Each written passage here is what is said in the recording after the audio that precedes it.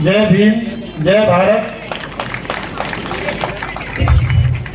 अभी मैं यहाँ से बैठा था तो मुझे एक पंक्ति याद आ रही थी बाबा साहेब भीमराव अम्बेडकर जी की। उन्होंने बोला कि किसी समाज का हमें अगर आकलन करना है ना, तो वहाँ की महिलाओं की स्थिति कैसी है, वो अगर अच्छी है तो इसका मतलब वो समाज अच्छा है।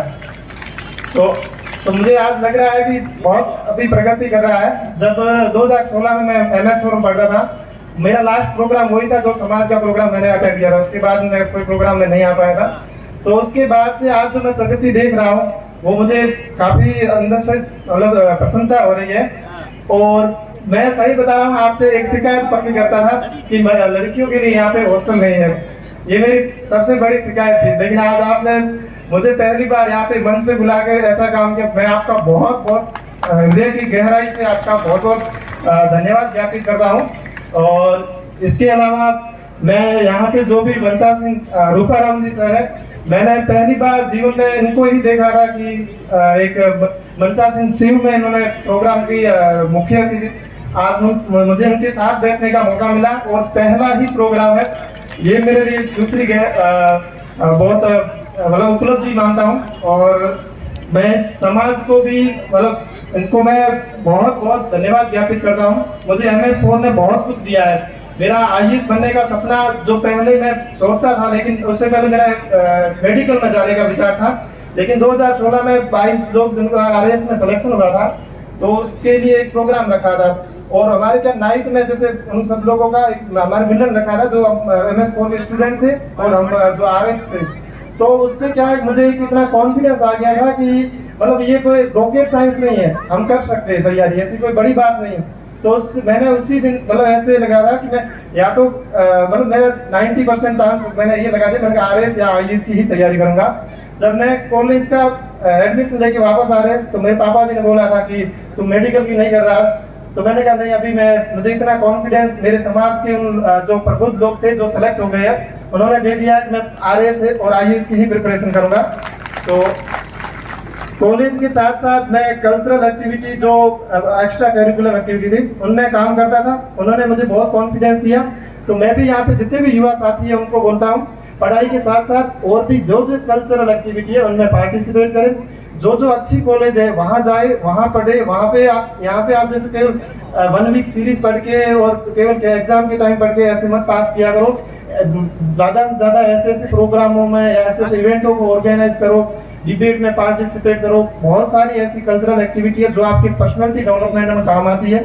जो आपको अगर आप ऐसी प्रशासनिक सेवा में जाते हो तो वहाँ पे इंटरव्यू में आपकी एक्सप्रेशन है, आप बैठते हो। मैं हमारे जो वासुदेव जी है जो RS सेलेक्टेड है पिछली बार, तो वो डिबेट वगैरह इसमें अच्छे से पार्टिसिपेट करते, तो उनको बहुत अच्छे नंबर मिले। जिसका 50 नंबर एवरेज थे उनको 72 के समथिंग मार्क्स मिले थे। तो ये चीजें बहुत लाइफ में आपको इम्प्रूवमेंट करते हैं। और इसके अलावा मेरा ये भी है, एक थ्योरी होती है कि आप जीवन में जो चीजें सीखते हो वो एक बार आपके कनेक्टिंग डॉट्स, मतलब आपने जो जहाँ सीखा है वो एक बार अगर किसी चीज में आप शिद्दत से लग जाते हो तो वो सारे एक्सपीरियंस आपको याद दिलाते हैं कि हाँ, यहाँ पे मैंने उस समय ये गलती की थी तो इसको मैं यहाँ से ऐसे सुधार सकता हूँ। तो इसलिए बहुत अच्छी चीजें अपने जीवन में करते रहे। बाकी महिला जो अभी बालिका छात्रावास खोला है, इसमें सभी गर्ल्स जितनी भी है उनको आपके लिए मुझे लगता है यहाँ पे सिक्योरिटी के इश्यू के चलते काफी अनुशासन रहने के लिए बोला जाएगा। तो मैं उन सबसे मेरी बहनों से, मैं छोटी बहनों से ये विनम्र निवेदन करता हूँ कि आप आत्म अनुशासन रहे और आपकी सिक्योरिटी मतलब आपसे ही सुनिश्चित होगी। अगर आप आत्म अनुशासन रहेंगे तो सिक्योरिटी अपने आप इंश्योर होगी। तो जो भी वहाँ के नियम हो, जो भी उनके कानून हो, उनको प्रॉपर उनका पालन करें और आप उत्तरोत्तर प्रगति करें। जो हमारे MS फोरम हॉस्टल का जो लक्ष्य है कि हम आगे उत्तरोत्तर वृद्धि करें, उस पर हम खरे उतरे, रेगुलर मेहनत करें।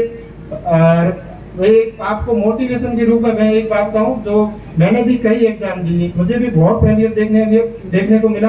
कभी डिमोरलाइज भी हुआ, डिमोटिवेट भी हुआ, लेकिन एक मन में थी कि रेगुलर मेहनत करता रहूं।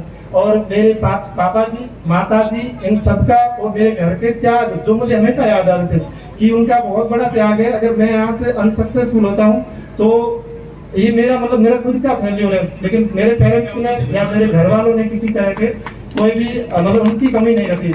तो सबका बहुत बहुत धन्यवाद। और लास्ट में मैं यही कहना चाहूँगा कि एक तो नशे की प्रवृत्ति जो बहुत बढ़ रही है, मैं इसको अभी काफी मैं रेलिया वगैरह देख रहा था, ऑनलाइन चल रही है।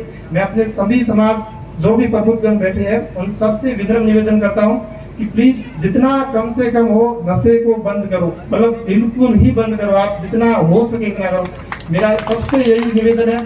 दूसरी बात, मृत्यु भोज, जिसका मैं मतलब कड़े शब्दों में विरोध करता हूँ, कड़े शब्दों में। मतलब आप जितना भी मतलब आप कोई भी आर्ग्यूमेंट दो, आप मेरे से डिबेट करो, मैं आपको हर डिबेट में मना कर दूंगा कि ये चीज यहाँ गलत है, इसको बंद करो।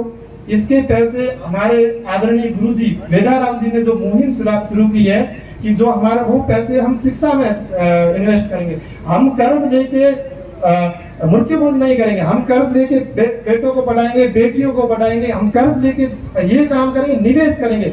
हम ऐसे बिना फालतू के फिजूल खर्ची नहीं करेंगे। हमारे समाज की मुझे पता है इकोनॉमिक कंडीशन इतनी अच्छी नहीं है, जितनी है हम उसमें भी बेहतर कर सकते हैं। हम बिना फालतू उन फिजूल खर्चियों से छोड़ के हम उन जगहों पर निवेश करेंगे जहाँ पे आने वाले समय में चक्रवृद्धि ब्याज के साथ उससे भी ज्यादा ब्याज के साथ हमें वापस रिटर्न मिले। तो अंत में सभी से मेरा यही निवेदन है, जो जो पॉइंट मैंने बताया है प्लीज मेरे इस पॉइंट को ध्यान में रखना। और मेरा आप सबसे यही, और लास्ट में मैं यही कहूँगा, मेरे लायक अगर कोई काम हो तो मैं जीवन में आप हमेशा यहाँ रहूँगा। आज पहली बार बोला था तो दशराज जी ने मुझे फोन करके बोला था, सॉरी मैंने गलती से पहली बार मना किया था। और इतना मतलब आपने मुझे आशीर्वाद दिया, सम्मान दिया, जिसकी मैं अपने मतलब शब्दों में व्याख्या नहीं कर सकता हूँ। अंत में सब लोगों का बहुत बहुत धन्यवाद। जय हिंद, जय भारत, जय भीम।